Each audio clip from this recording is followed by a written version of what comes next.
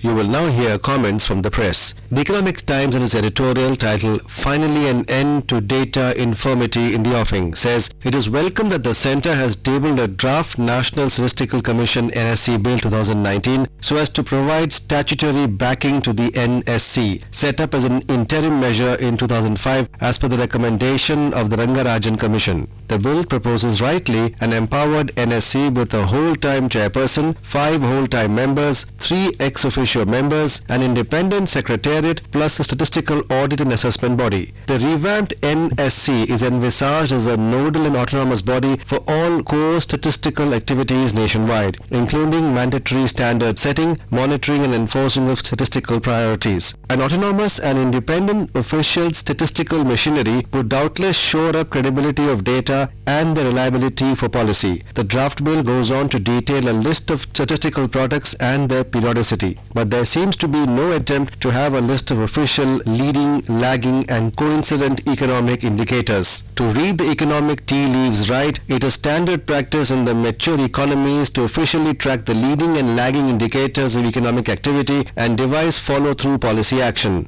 Also, the call for surveys of the informal sector once every 5 years seems misplaced. The frequency is too drawn out, especially as the policy intention is to formalize the economy. An empowered and insightful NSC would surely correct the anomalies in official statistics nationally for better policy coordination. The Financial Express in its editorial titled "Tagging It Forward" writes, "Teething troubles aside, FASTag holds great promise for India. It is of course expected to bring down transport and human resources costs while reducing stoppage time on the road for vehicles." A study conducted by Transport Corporation of India (TCI) and IIM Kolkata in 2014-15 found that even though average speed of vehicles had increased, average stoppage delay per kilometer remained almost the same, 0.0032 hours per kilometer vis-a-vis 0.0034 hours per kilometer, whereas the average stoppage expenses per ton kilometer worsened, increasing 133% from rupees 0.16 ton per kilometer in 2011-12 to rupees 0.28 ton per kilometer in 2014-15. Given that FASTag addresses this, it may lead to, as another study finds, a benefit of rupees 12,000 crores per annum. UIDAI architect Nandan Nilekani in a 2010 report spoke of the benefits of the RFID technology that FASTag is based on. Earlier, when the government had made it mandatory for all cars to have RFID, the absence of a payment mechanism and a vehicle database made the exercise fruitless. With the revolution in digital payments, FASTag is sure to become a success. But the government shouldn't just think of FASTag as a solution to toll payment delays. A new high-level RBI committee headed by Nilekani suggests broader use for FASTag. Once the government has a database on vehicles, it can start building services around it. Fuel payments, payment of penalty for traffic violations, parking and congestion charges, etc. Not only would this ensure a wider acceptance of the service, but would also mean improving accountability and revenue collection. The Pioneer in its editorial titled "Risky Proposition" writes, as a 6.1 magnitude trembler shook the Hindu Kush region of Afghanistan and Pakistan on December 20th, people in Delhi NCR too felt the foreshocks and aftershocks. Though the tremors caused no damage within seconds, it raised concerns about the resilience of the capital, which too is prone to severe seismic threats.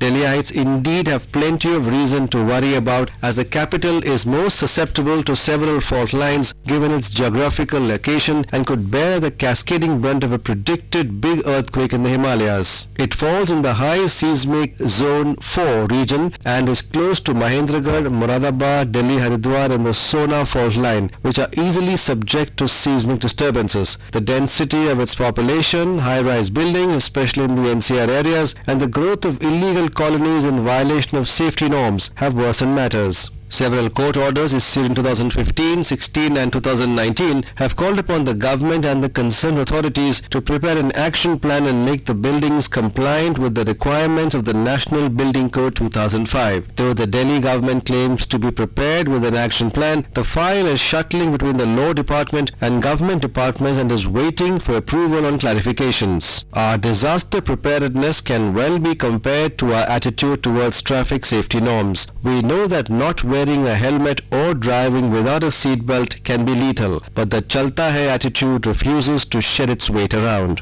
Those were the comments from the press presented to you